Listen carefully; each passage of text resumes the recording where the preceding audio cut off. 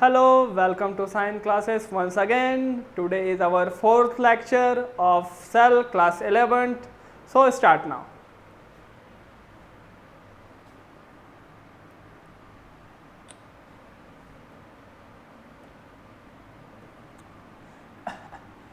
Basically जब हम cell के बारे में स्टडी करते हैं तो हम ये कहते हैं कि जो सेल है वो टीनी है, छोटी है। क्यों छोटी है, क्या रीज़न है, आज हम इसके बारे में स्टडी करेंगे कि फैक्टर क्या क्या हैं जो कि सेल के साइज को अफेक्ट करती हैं। ओके, चलिए देख लेते हैं।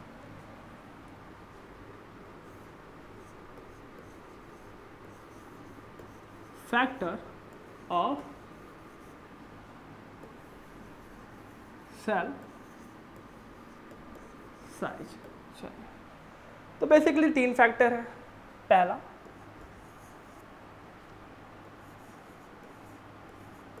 Nucleo cytoplasmic ratio.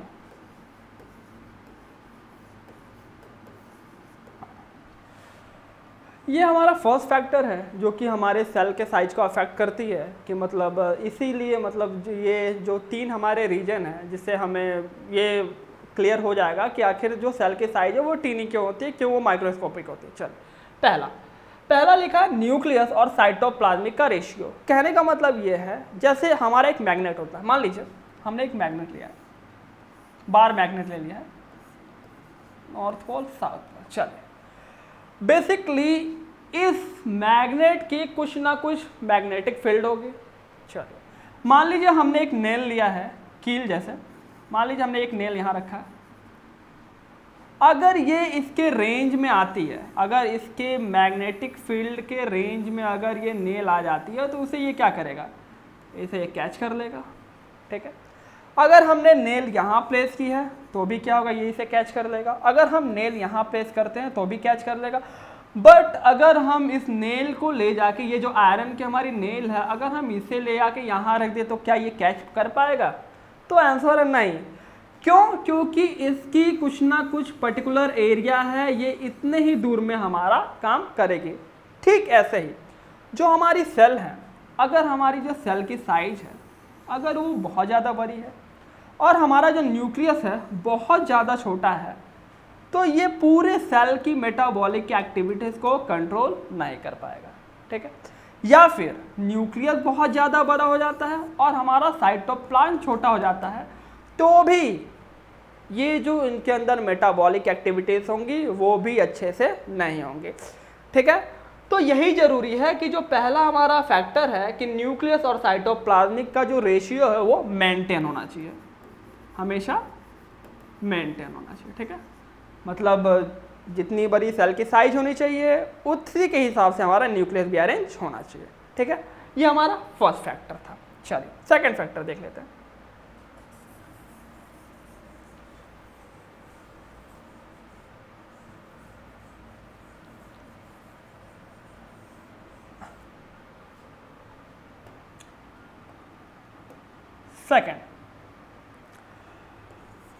Second factor हमारा है सरफेस एरिया और वॉल्यूम रेशियो। बेसिकली कि सरफेस एरिया सेल की और वॉल्यूम ये दोनों भी मेंटेन होना चाहिए। इस टॉपिक को हम पूरा एलोबरेट में समझेंगे, जान लीजिए। Volume and surface area of cell, इसे हम डिटेल में डिस्क्राइब करने वाले हैं थर्ड, जब हम अपना थर्ड फैक्टर कर लेंगे तब। चलिए, जो थर्ड फैक्टर है, थर्ड फैक्टर जो है जो कि सेल के साइज पे डिपेंड करता है कि जिस हिसाब से मेटाबॉलिक एक्टिविटीज़ होगी, जिस हिसाब से काम होगा सेल का, उसी हिसाब किताब से सेल की साइज होगी। ठीक है, तो कह सकते हैं अकॉर्डिंग टू मेटाबॉलिज्म।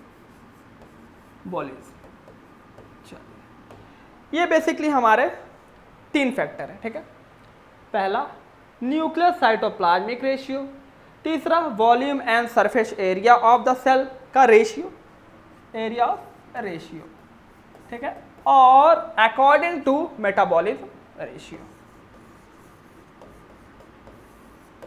यही हमारे बेसिकली तीन जो फैक्टर हैं, इन्हीं की वजह से जो हमारी सेल होती है वो टीनी होती है, ठीक है। चलिए ये जो सेकेंड वाली जो है इसे हम जरा सा डिटेल में ले लेते हैं। चलिए आइए,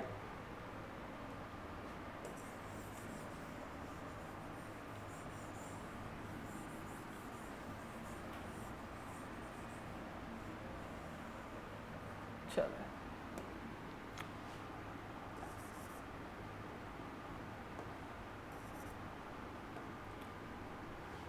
जो हमारी सेकेंड फैक्टर थे,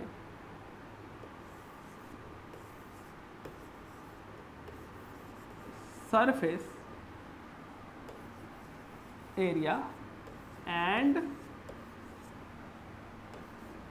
वॉल्यूम रेशियो। चलिए स्टार्ट करते हैं। इसके लिए हम क्या करते हैं, एक सेल ले लेते हैं। बेसिकली सेल के कई शेप होते हैं, लेकिन हम यहाँ पे जो शेप लेने वाले हैं वो क्यूबॉइडल लेने वाले हैं। चलिए हमने एक क्यूबॉइडल की सी शेप वो ले ली, सेल ले लिए।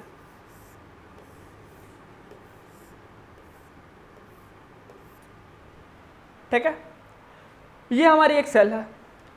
इसकी तीनों तरफ की हमने जो डायमेंशन ली है वो ली है 1 सेंटीमीटर, मतलब 1 सेंटीमीटर इसकी हाइट है, 1 सेंटीमीटर इसकी ब्रेथ है, ठीक है। चलिए अब हम इस सेल की एरिया और वॉल्यूम जरा से निकाल लें। चलिए बेसिकली हम एरिया निकालते हैं, एरिया। चलिए एरिया का फॉर्मूला क्या होगा,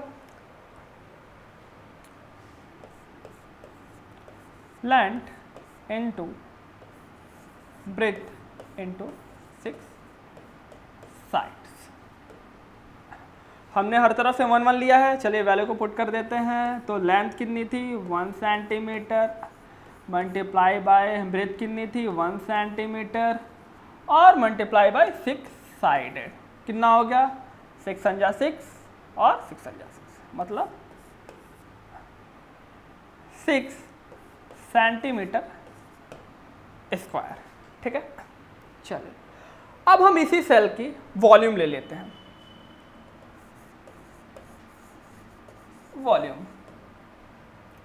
वॉल्यूम का फॉर्मूला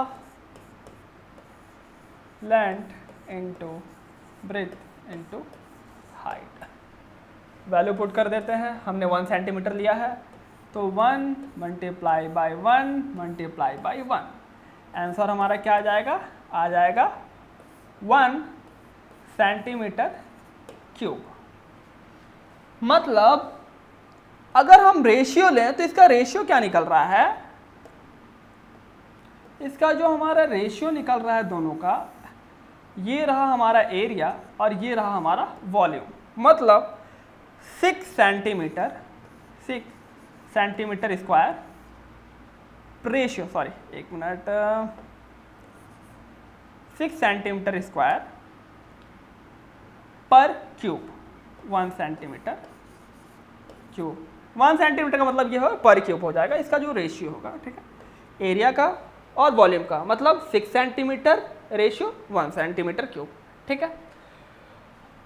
ये तो रहा हमारा फर्स्ट एरिया, जिसकी हमने जो फर्स्ट एरिया और वॉल्यूम जिसकी हमने डायमेंशन ली थी 1 सेंटीमीटर ली थी। अब हम जरा सा चेंज करने वाले हैं, ठीक है। पहले का रेशियो आप लोग याद कर लीजिएगा, 6 सेंटीमीटर क्यूब स्क्वायर है और 1 सेंटीमीटर क्यूब है। चलिए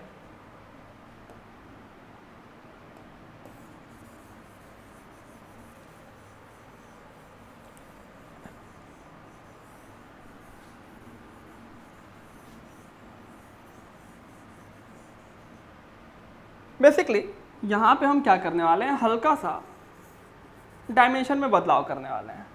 तो अब जो हमने डायमेंशन रखा है वो इस सेल की 2 सेंटीमीटर हाइट होगी, 2 सेंटीमीटर ब्रेथ होगी, 2 सेंटीमीटर एरिया। चलिए अब इसका जरा हम निकाल लें एरिया और वॉल्यूम। चलिए एरिया निकालते हैं सबसे पहले। Area length into breadth into 6 side, value put कर देते हैं 2 multiply by 2 multiply by 6 sided. चलिए 6 टू जा 12, 12 टू जा 24। तो जो हमारा एरिया आ गया है वो 24 सेंटीमीटर स्क्वायर आ गया। वॉल्यूम निकाल लेते हैं। वॉल्यूम का formula length into breadth into height.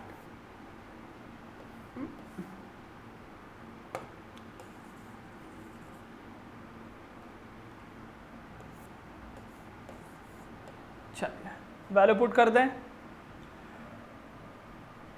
2 multiply by 2 multiply by 2, 2 multiply by 2 फिर 4 multiply by 2 equal to 8 centimetre cube. ठीक है, जो हमने बदलाव किया था डायमेंशन में, पहले वाली जो सेल हमने ली थी उसकी डायमेंशन 1 सेंटीमीटर ली थी। बस यहाँ पे क्या है, यहाँ पे हमने जो लिया है 2 सेंटीमीटर लिया है। चलिए अब हम जरा सा रेशियो देख लें एरिया और वॉल्यूम का इसके।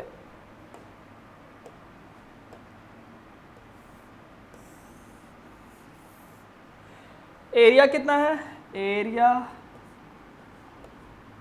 24 centimetre square, volume 8 centimetre cube. ठीक है, पहले वाले का एरिया कितना था, जो फर्स्ट सेल हमने ली थी जिसकी डायमेंशन 1 सेंटीमीटर थी, उसके एरिया जो थी एरिया रेशियो वॉल्यूम, उसकी जो एरिया थी वो थी 6 सेंटीमीटर स्क्वायर और 1 सेंटीमीटर क्यूब। चलिए अब जरा सा हम इसे काट दें तो हमारा क्या आता है, 8 अंजा 8 और 8 3 जा 24। इसका रेशियो अब जरा देखिएगा, इसका रेशियो कितना आ गया हमारा, सेकंड वाले का 3 सेंटीमीटर स्क्वायर रेशियो